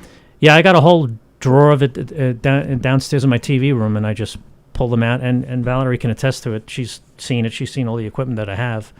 And I always have the mini tripod and the monopod in my car. I'm ready to go. It's there. It's in the back seat right now. Wow. With the clamp, the phone clamp. I also have a suction cup mount. Put it on the outside of the car, and you could drive with the camera in it, and you get a car shot, a wheel shot. Oh wow! Mm-hmm. Yeah, and it sits on the outside. Yeah. You're not shitting your pants that your phone's going to go flying. No. Really? Just do it. Well, I mean, but you're not driving 60 miles an hour either. No, right? you're like 30, 35 miles an hour. I mean, but that's enough to lose a phone. And it's a 4-inch suction cup with a pump. You place it against the door. So many jokes. Yeah, sorry. Go ahead. And you just pump it. You pump it till it stops, and then you try to pull that thing off, and it's not going anywhere. Wow. And you just put the camera in there and you drive. Well, you get a nice wheel shot. And the suction I trust, but like however the phone's attached, I'd be worried that nope, I just going to come loose. Just do it. If it falls, get another one. How long does the battery last? This battery on this phone, this is I get a day and a half out of this. You get a day and a half. Yeah. So you could do one of your 15-minute shorts. Sure. Yeah. Within. When we shot the night, 3 or 4 hours. When we shot the night, what did we shoot that in, like 3 hours? 3 hours about. I went in with a full charge at 100%. By the time the 3 hours was done, I still had 80% of my battery. Is that a new phone? Yeah, it's the S23 model. It's now the they have the S24. This is the Ultra. 512 gigabytes of storage space. Mm-hmm. I've got probably 150 155 scenes from the night on it. Plus, I just shot some stuff out in Spionk for another film that I'm working on. I have the video of that as well, my friend. Yeah, and black and white. So got a little black and white. Look really cool. Yeah, So so you're not even finished editing the night. You're still putting that together. Yeah, and I'm going on. You're already working on another one. Yeah, called Spionk. Check this one out. I don't know when I'm going to finish all this stuff, but it'll happen eventually. It'll get done. Yeah. So here's a scene from Spionk. And the sound effects are added. Oh, okay. All from the phone. Yeah. Wow. Yeah. Those birds I just heard you. They're added from the. Yeah. Wow. Yeah. Impressive. Greg Halverson's up to no good. No good. That's right. A shady character right there. That's right. There Rubbing it the is. palms. Yeah. There he goes. Off to cause some trouble, no doubt. And I shot that. That's all with a tripod. So I would shoot 4 different angles and just cut it all together to make one clip. That tripod right there is sitting.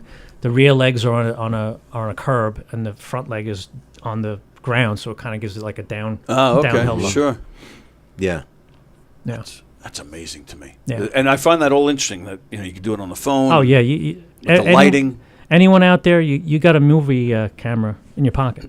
Right. Yeah. Stop playing Scrabble and make movies. I mean, come on now. Oh, absolutely. Well, that was the thing with. Not that I want to get crazy into it, but that was the thing with Trump the other day.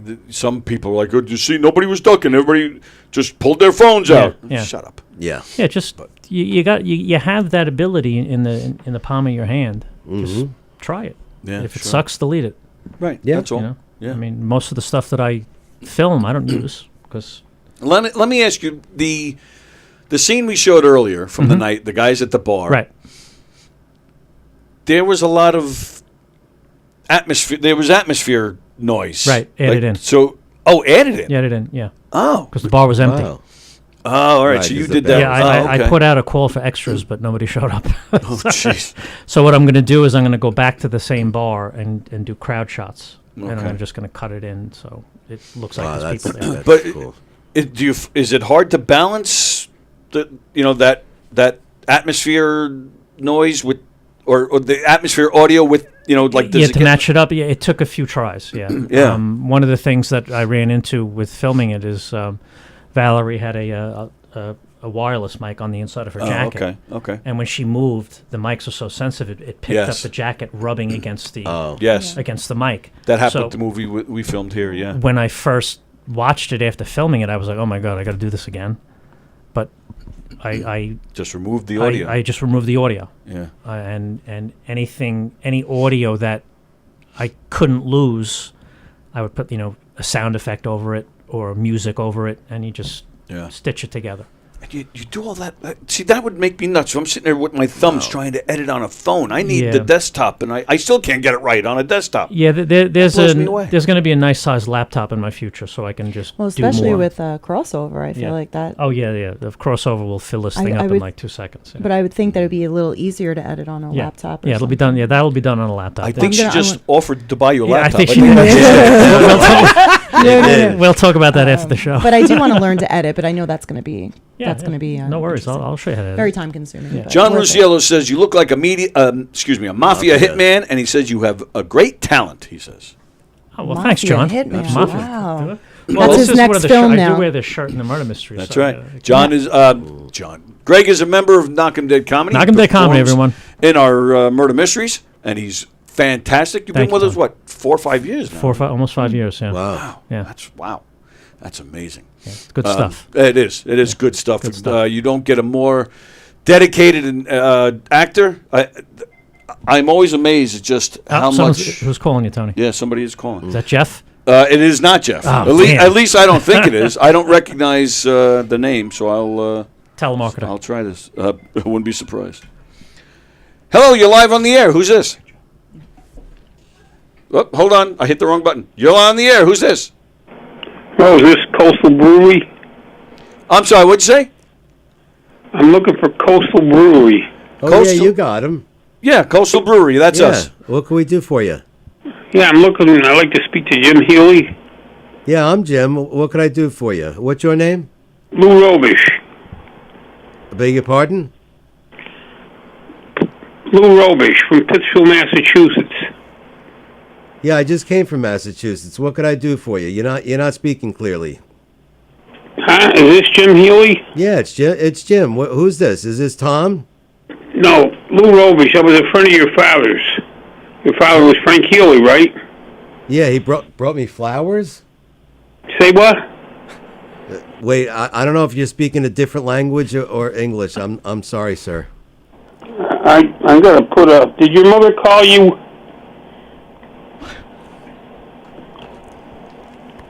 Are you there? Yeah, I'm right here. Well, who's? Yeah, Jim. Yeah. I'm having trouble hearing you. Oh.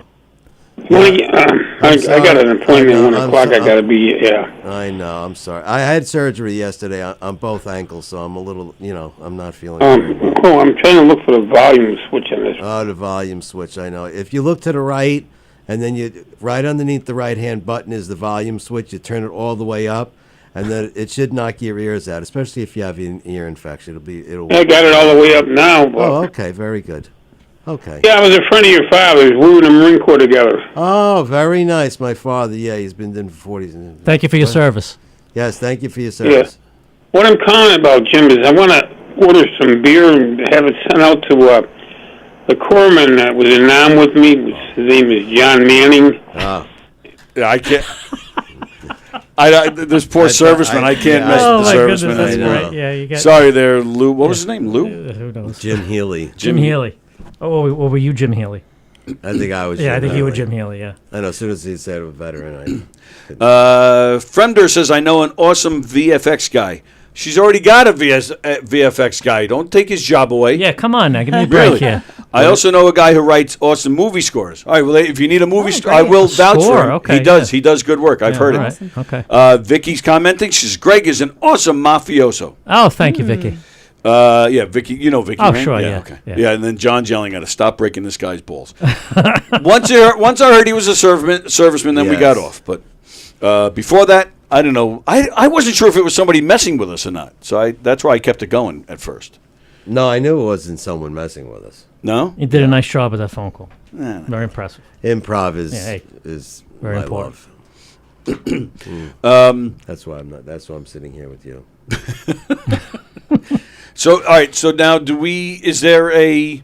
So, what do you do? What's your plans for the night? Festivals? What yeah, do you? yeah. My plan is to finish part one, have a viewing party at Riptides, show it off, and then work on Valerie's film. Right. And then start part two. I'd like to do 2 and 3 like pretty much close together. Okay. And then do other work, and then finish 4 and 5 maybe in the spring or next summer. Yes, I want to get it put into festivals. I submitted the Basement to 6 festivals. Okay. It's been turned down by every one of them. So, You know what sucks? Risk you take. Yeah. It's a risk you take, right? But it sucks. You have to. Excuse me. You have to pay. Yes. To submit, and then they can still turn you down. Yeah. That So I pisses- usually go with pisses me the low cost ones. The On average, $25. how many people submit shorts? Oh, thousands. Thousands, yeah. Thousands, yeah. I'm hoping that I'm waiting. I got a decision coming August 1st for the New York City Horror Festival, which is in October. Oh. And September 1st, Nihilif is got, thank you, Jerry Freddy. Nihilif is due a decision on it as well. And I just got a message from Facebook that apparently I stole someone's music. Yeah, they had copyrighted some sound effects, and apparently they're not too happy with me on Facebook about my movie being on it. So Don't get me started on that. Yeah, I can either share revenue with them or take the video down. Which one, from the night? No, the Basement. For the Basement? Yeah. I get notifications almost every day. I think half of them are fake, to be quite honest with you. Well, that could be. Yeah. I use iMovie, and they supply, it's in the app. You can use music that they supply, and I get copyright notices all the time for shows that we have here, and it makes me nuts. Sometimes I'll get a notice. In fact, just last week, I got 4 notices for music that was used back in 2022, but all of them, you use 2 seconds. Yes, yeah. You use 4 seconds. Yep. And I actually saved one. I haven't brought it up yet on the show, but since we're talking about it, I don't know if you guys can read this, but I got a notification. I got to pull it up closer so I can read this to you. Your video, the Knockem Dead Comedy Show, posted July 25th, 2022 on your page, Gov's Comedy Club Podcast, was blocked because it may contain 0 seconds of music that may belong to Warner Music Group's rights management. Yeah, it's crazy. I mean, there it is. If you guys are, if you guys can lean in on your phone or your monitor, it says 0. Yeah. You know what? I'll there we go. So now I zoomed it in, and you can see was blocked right there in the middle because it may contain 0 seconds of music. Yeah, is that a load of shit or what? Yeah, there's a lot of scammers out there. It's really weird because they sent me they showed this time. They broke down time frames of a 7-minute short film. Yeah. This one's used in 501 to 503, 507 to 509. Right. And every country is like Kazakhstan, or Indonesia or Nigeria. And there's nothing from like Boston, Massachusetts. Right. So you're not entering in the Nigeria Film Festival. right? Exactly. Yeah. It's you got to watch out for that stuff, guys. If you put something out, just be careful because there's people looking to jump on you all the time. It is ridiculous. It makes me nuts. But some of it is legit. I've of had it is, all sure. sorts of issues Yeah. with Facebook. Absolutely. I actually once tried to. I had enough, and I wanted to talk to somebody there about it, and it took me a few hours. But I finally did find a phone number for Facebook because it's so hard to find it. Called the number, and it, thanks for calling Facebook. If you'd like to talk to somebody in this department, press 1, and so on and so on. Right. I think it went down to 8 to talk to a person. So I hit 8. And the next recording says, Facebook does not have an option to talk to somebody. And they disconnect you. Wow. Swear to you, that's a true story, honest. Yeah, no, it's crazy. Yeah. And what's your plans for the crossover? Same thing? You want to go into festivals or? I would like to enter it into a festival, or several festivals. That's the Cool. goal. So. And the same thing, Bug. Like, are you just right now concentrating on that, or you going back to other old ideas? You're like, I'm going to finish this now because I'm going to make more movies. Right now I'm just kind of focused on this. Okay. I've had the bug to attempt writing some other things, but I think I'm just I actually started writing episode 2 and 3. Right. So I want to see where I'm going to take these characters. So I've been dabbling in that a little bit. 2 is really good. Yeah. Yeah, really good. Like if this were And you're off yeah. for the summers, I'm assuming, correct? Yes, I am. Nice. Now, Greg with the night said he has 5. Same thing with the crossover. Like you have an X amount of, or are you just going to write and see where it goes? I'm just going to write and see where it takes me. Cool. I did a lot of rewrites for 1. So I think we just approach it a little differently where I think I incorporated a lot more into the 1 longer short, and then you kind of broke yours up a little bit. Yeah, chop it up. But I have some ideas, but I don't know. I don't know how many I'm aiming for. I'm just going to take it as it goes. I think I picked 5 because that's like the limit, the limitations of what I could come up with as far as writing is concerned. How far or how long or short can a short be? Oh, it could be 2 minutes. Yeah, it could be 2 minutes. The What's the rule longest? the rule is like if you're entering it into festivals, you don't want to go over the 40-minute mark for a short because 40 minutes, you start okay. losing the audience. Oh yeah. Sometimes a festival will tell you, like in their rules, There'll they'll be tell you rules. how long. Nothing over 20 minutes. Right. I see. It's like I entered the basement into one of these festivals in like Canada, and the basement is 10 minutes and 13 seconds. And I sent it. They said it's too long. It's over 10 minutes. They're like, take out 13 seconds. I'm like, no. So I didn't enter it. No, the film that I made, we've done that. We've had to trim it for certain festivals. Yeah. I once, with some people I used to work with, we did a 1-act play festival, and I directed it, and we same thing. We had no idea because they told us it was too long. It was just a little over. It was like maybe 11 minutes tops. Yeah. But we got a huge reception, but we didn't win a thing. So we asked one of the actors knew one of the judges, so he went to him after, and he was asking why we didn't win anything, and the guy said, "Well, it was too long." It's too long. Yeah. But we never received any At least I never saw any official rules like that. But that shocked me. Yeah, and some of them even won't allow them in if there's harsh language. Yeah. Right. No cursing, blah blah blah. So some have categories too. Yeah, like sure. You can enter it in horror, episodic genre, horror, different genres. Right. Yeah. So to me, horror is the easiest to make. So that's why I pay attention to it. Really, you think horror is easiest? the easiest? Yeah. I can write horror in like 2 seconds. Oh, all right. From that perspective, from your perspective. Okay. From my perspective, it's very easy to write. So I would think, two guys sitting on a bench having a conversation. I would think that would be easier. Maybe not as interesting, but easier. For me, no. Yeah, because, that's right. Right. I wouldn't know. I would have trouble generating an interesting conversation, where you can have a character of a vampire, and anything a vampire says is cool, no matter what. I don't. Well, they did it on Sesame Street. That's right. One. Anything a vampire says is interesting. So that's the way I look at it. I look at it from kind of a.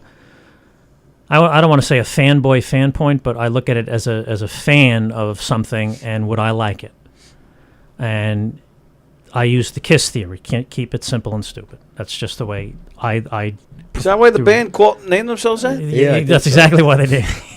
They had 2 stupid members, so that's another story. But I keep it simple because that's just the way I view my writing ability. Right. I would never try anything that Valerie writes because it's just so deep and there's so much there. Yeah.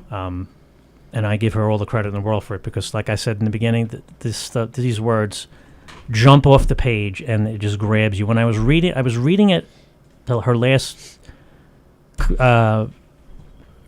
copy at work, and I was literally getting emotional reading it. Wow. That's how good it is. Are you in it? Yeah, I'm in it, yeah. Who are you playing? He plays my mother's new husband, younger husband. Yes. Wow. Yeah, there you go. And they have 2 children together, so I have half siblings in that universe as well. There you go. Oh, wow. I mean, who wouldn't want to stay in that universe, right? I would. It's going to be a lot of research involved for Greg to play this role. Yeah, there will be. Yes. I'll tell you, I was YouTubing so much stuff. My sister's also a science teacher, so her and her boyfriend were also reading it over, and she's always telling me things about what NASA's doing and Mars colonization and all this stuff, and I'm like, but love her to death. But now I was like all interested. I said, so tell me about exoplanets, right. whatever. But I found myself there's so much on YouTube, and I would like because you do want to do the research as well, right? Of course. So I can only go so far with that. So I can have I want it to be this research facility that has legit research going on, but then there's a section in there that's dabbling in something else. So there was some things that I had to watch, some documentaries, and it was quite interesting reading about things about the universe and what we're actually exploring out there. And there is a lot of theory, like bubble theory I mentioned, and other theories of these alternate universes that do exist, and wormholes and things like that. So, but for the most part, like I said, there's a science the sci-fi that's kind of bringing me into that universe, but I think it's really people can relate to the characters. Sure. Very important. So even if you're not a absolutely. sci-fi, Yeah. even if you're not a sci-fi fan, it's not like a Star Wars or something like that. It's going to be very realistic, I think. Makes you think. Well, that's the thing, right? With Star Wars, it's so action-packed that you don't they don't get too deep with the characters, but the action makes up for it. Where I think for especially an independent film like this, you need that character to dive deep with that, because you can't do as much with the effects, and it's not an action thing, so you need that. That's one thing with independent films. It's a pet peeve of mine. Where it takes place, I don't know, let's say in a science lab, but they don't do the research, and you need that authenticity. So somebody who's making this movie knows nothing about it, and they're just like, move this over here. Like, they don't have the terminology. They don't. They're not working on something that's really being researched. And you can just tell by their dialogue and the way they're standing there. Like, it makes me nuts. And I've gotten some feedback, some good feedback that I've gotten from people that have read it. It said, listen, I don't know much about this, but the way that you're explaining it and the way that you're talking about it and the characters are having this conversation, I get it. Right. And that's important, because you don't want to lose the audience with not. too Good much for you for science doing that. either. You Right. know? It's true. And we'll see. Yeah, I'm very big with dialogue and plot development more than Good. like the action. So, but Right. Sophia was also, I think we were chatting about that. We have a meeting when she comes back from Greece. She's enjoying herself over there. So we're going to meet all together. And then we have a table read set up in August. Cool. But even when it comes, you were talking about lighting before, it could even be like subtle things. The lighting of the alternate universe is different. Right. You know, something Sure. that's Sure. subtle where the audience can pick up on there's a change versus Right. it has to be this big, you know. Sometimes the audience doesn't pick up on it, but you get the effect you're desiring because even though they didn't realize it, but it still has the effect on them that you want. Did that come out? Yeah, right? there's some Yeah. like Yeah. subtle. Yeah, we got It you. doesn't. You don't have to hit him over the head with everything. Not I at all. think Right. part of what I love about movies is like trying to figure things out as well. Sure. Yeah, absolutely. Right, listening Right. to what's being said. You know, I want them to have that moment going, wait, what just happened? Oh, you know that. I Yeah. love that. Rewatch it reaction. over Yeah. and over and figure it out. And then you watch it again, and yeah, then you pick up sure. on things that you didn't. The Let first me go time. backwards 10 seconds and see what she said, because Right. what this is, she's got it right, because the beginning of this thing immediately grabs you and it pulls you in Okay. based on the scene that it is. And I'm not going to give it away, but it grabs you right away, and you feel what this person is going through immediately. Wow. And anyone who can watch this will relate to what her character is going through Okay. right from the start. Which is a good thing. All right, let me take John's call. Just about time for us to go. It's time for us to wrap up, sir. I understand, and I'm sorry to interrupt your show, but this needs to be said. You know, Tony, I've been watching your show for about a year now, constantly, and I'm in awe of all your guests and all your people that have passion in the entertainment world and doing all these movies and stuff. It's amazing, and I give them a lot of credit. I give yourself a lot of credit. Even that bald-headed guy next to you, you know, I've listened to him and his passion and his singing and acting. It's amazing how you guys do this, and I give you guys a lot of credit, and that's the only thing I'm going to say. You wrap up the show. God bless you. And it's really heartwarming to see all you people with this passion. Well, thank you, pal. That's Thanks, much John. appreciated. Thank you. No, really, and I wish I had this passion. All right, I would really. It's unbelievable. Goodbye. Goodbye. So long, John. Well, yeah, and what he bouncing off that, yeah, I will. I've been fortunate on this show. I do get. Is he calling again? No, he does that.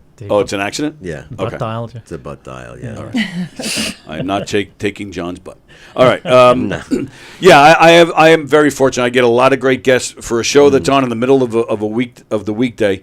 I'm very fortunate to get a lot of great guests, a lot of talented guests, and he's right. This, you know, we all, I think, have our visions and hopes of getting our films and our projects seen. Most of them, you know, they do get seen, but it ends there, you know. Of course, we want to be picked up by major companies and distributors and whatnot. We all want to make a career at it, which is a great thing if it happens. But for most of us, it doesn't happen. Yeah, it's true. So there is a lot of time that's sacrificed, and there's a lot of, you know, people are putting their own money into it. Mm-hmm. So yeah, so so I'm glad that it's nice to see that it's recognized by people. A lot of fun, too. It is a lot of fun. And I've said it before on this show, and we can talk about famous people or just people of our level. You know, there's a lot of talent on Long Island. Tons there's of a it. lot of great stuff going on. Absolutely. You know, I'm fortunate again to have great filmmakers in here. You know, tomorrow we have Michael Piniella, who's a great musician on Long Island. On Monday, I have, I don't know if, do you know Rob Cividanis? Yes, yeah. He's Pancakes and Syrup. Pancakes and Syrup. He's coming in on Monday. Yeah, I did the original read for that at the Lindenhurst Library. Oh, no kidding. Yeah, he asked me to do it, and I did it. Oh, with wow. about 7 or 8 other people. And you didn't get in the actual movie? No. I'll Oh, okay. I'll tell you about that off. Because I saw the movie. It came out well. Him and comedian Tom DiDario, who's played the club here many times, they made a movie called Pancakes and Syrup. They were supposed to be on a few weeks ago, but it was one of the days I had technical issues, so we had to cancel the show that day. They're coming in not this Monday, the 29th, I believe that is. They're coming in again. Another great independent local film. So with that, I wish you all the best with Thanks, Tony. Crossover. I wish you all the Thank best you. with it. And the Night and the Basement and Spionk. Please come back when I would you're done. love to. Yeah, I Thank would you love for to having hear me. how the experience went. And, just if you guys are at each other's throats at that point. What do you got? You got anything going on? Huh? You got it. You don't act enough, my friend. You don't. You got to get back out there. I don't. I've been writing. Okay. Oh, have you? Yeah. Oh, with the father thing? Yes. Oh, Yes, very the father nice. thing. You know. All right, so that is it. It's time for us to get out of here. Lots of shows to promote. I'm just going to go through them really quick. Most importantly, this Friday, right here, Gov's Comedy Club Podcast presents Clash of the Islands, Staten Island and Long Island. Mike Pachetti and friends. Mike Pachetti is hosting. Greg and Rob is performing. Tony Landolfi and headlining is Irene Bremis. Check out that show. It's a lot of fun. Joey Cola the next day at McGuire's. My Friday co-host, Andy Plajanos, Thursday, July 25th at McGuire's in Bohemia. Joey Cola is here at the club at Governor's on August 3rd. August 8th, Mark David Hirschman does a show. It's a stand-up for epilepsy show. I'm doing some time on that one. Don't forget, September 27th at the Brokerage in Belmore, Knockem Dead Comedy presents a hillbilly hoedown, a redneck wedding. It's a fun audience interactive murder mystery show. You're going to love it. Good stuff. Absolutely. Mm-hmm. That guy's in it. Although you can't see me because I'm showing the graphics. So when I say that guy, I'm pointing at Greg. Okay. The very next night, Knockem Dead Comedy game show here in the Giggle Room at Governor's. Triple X Trivia Night. That's going to be a lot of fun. October 5th, the Down and Outs. Claudia Sherman, Gretchen Kammer, Nancy Parker is featuring. I'm hosting that one. That's also a Gov's Comedy Club podcast production. As is November 2nd, Clash of the Boroughs, Staten Island and Astoria. Mike Pachetti and friends again with Johnny McDonald, Karen Krentz, and our pal Greg Criticos. Remember Greg Criticos? Greg Criticos. McGuire's in Bohemia, December 21st. Knockem Dead Comedy again, doing the Redneck Wedding again. So go to govs.com, make your reservations to some great comedy shows. Who's playing Governors this weekend? Don't forget, Friday night, come to our show in the Giggle Room. But you can also see in the main club, Sean Donnelly. There's the Uptown Comedy Show this weekend. Nikki Smiggs is playing at the Brokerage. Anthony Rodia is playing out at McGuire's. And then, like I said, Joey Cola as well. Govs.com to make your reservations. Go to knockemdeadcomedy.com to see what we do, see our schedule, information on how you can hire us for your private party, your fundraiser, your corporate event, whatever you got going on. You won't be sorry. That's right. Definitely won't be. Do you guys you have any social media or anything like that you want to promote or anything like that? I'm just VJ Staz on Instagram. I have IG. VJ Staz? VJ Staz. Staz, yeah. Staz. Yeah. Stazz. Yeah. Go to Facebook. You can look up my acting page. My name, Greg Halverson. Nice. Instagram, Greg Actor 6969.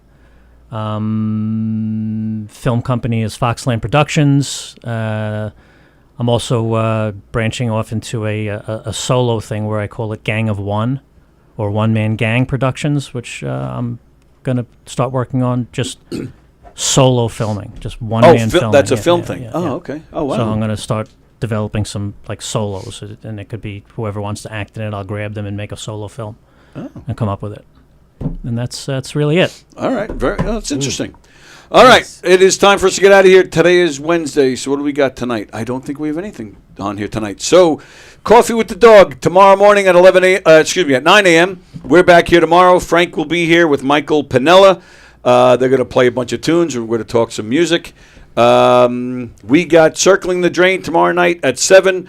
We got my true crime obsession at 6:30 tomorrow night, and then Nick Greystone and Primal Scream will be on at 8 o'clock. So we got a lot going on tomorrow. All right. Once again, thank you guys. Thank you. Thank you. Thank you. Great. Everybody enjoy the rest of your Wednesday, and we'll see you guys later.